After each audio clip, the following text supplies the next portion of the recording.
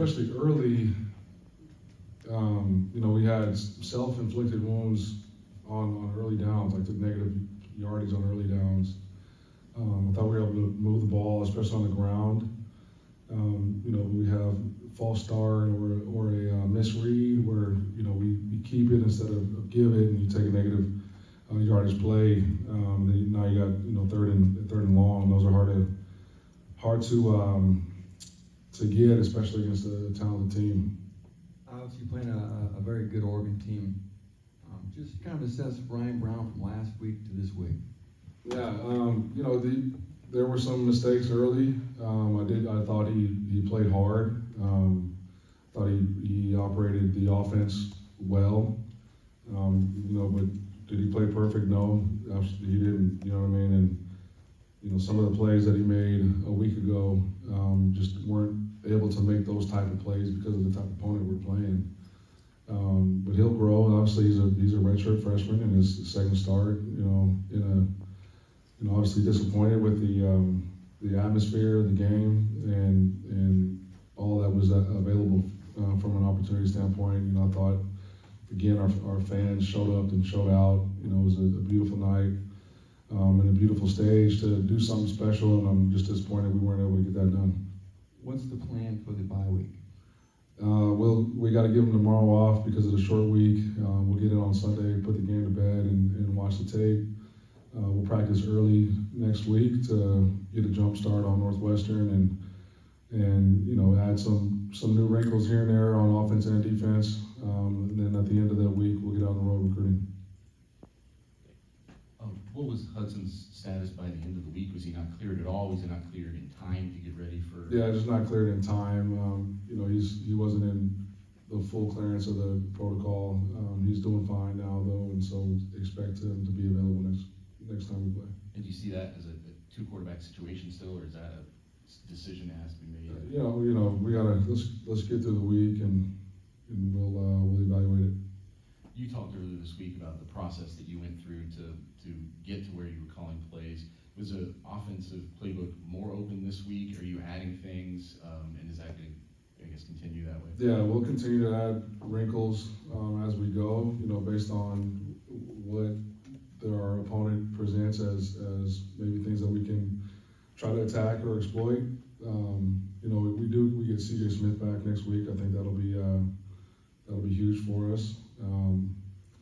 We just got to continue to execute, man. Like I said, I thought we were able to move the ball when we were clean.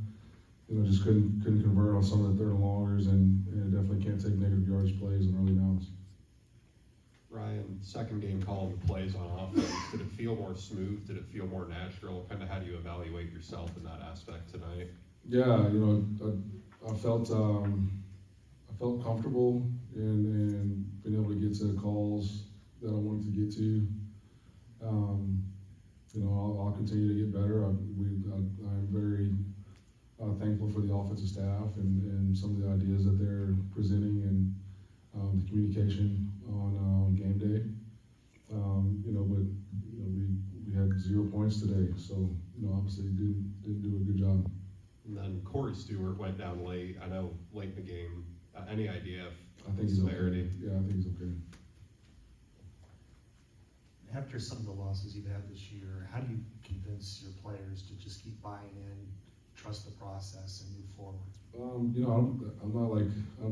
I haven't needed to beg them to continue to play or continue to be bought in. I think when you have failures, you need to be able to point to why you failed and come up with solutions on how to improve. I think when you can do that and point at something tangible, it gives a sense of hope and an explanation on how to get better.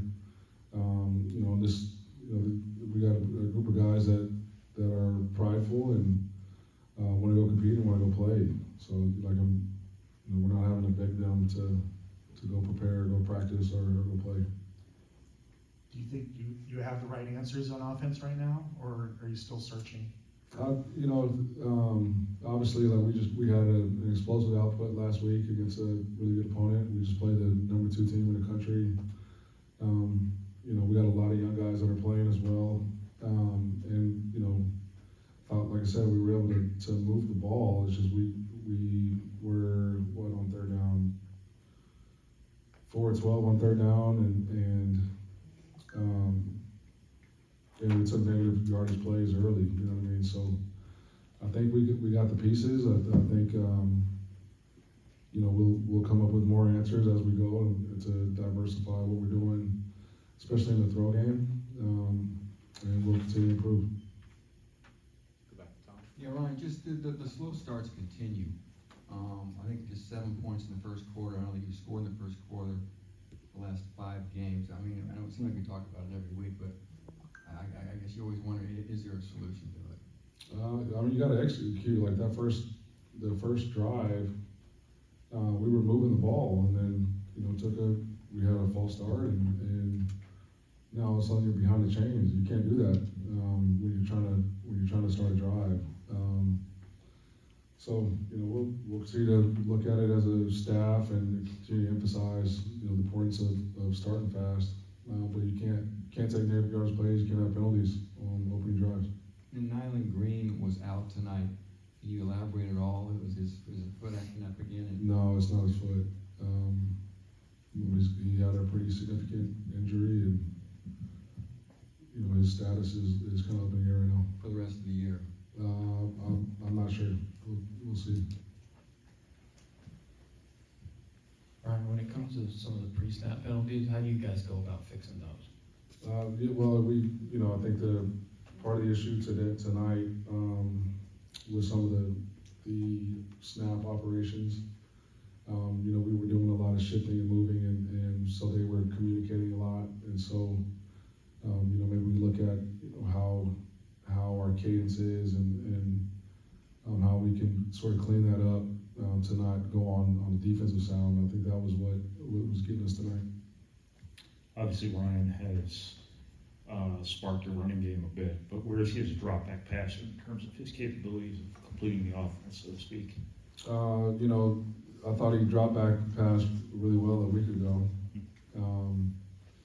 You know, there was a number of reasons why you know, the drop back game sort of wasn't there tonight.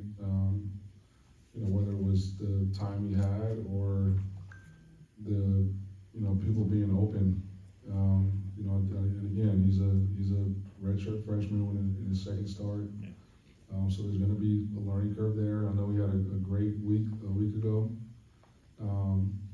but he's still a redshirt freshman, and he'll continue to improve. That bye-week timeline that you laid out before, have the circumstances changed at all? What you're trying to accomplish in that week, as opposed to what maybe you would have planned to do in that week? In terms of why would the circumstances Anything you're change? addressing, or the time you're spending at different things, I don't know. I mean, we're going to stick to our process. I'm confused why we would change our process. I'm just asking if it would be different than what you would have done in another off week. I don't. No, it's a bye week. We'll stick to our bye week plan. More questions for Coach? All right, thank you, Coach.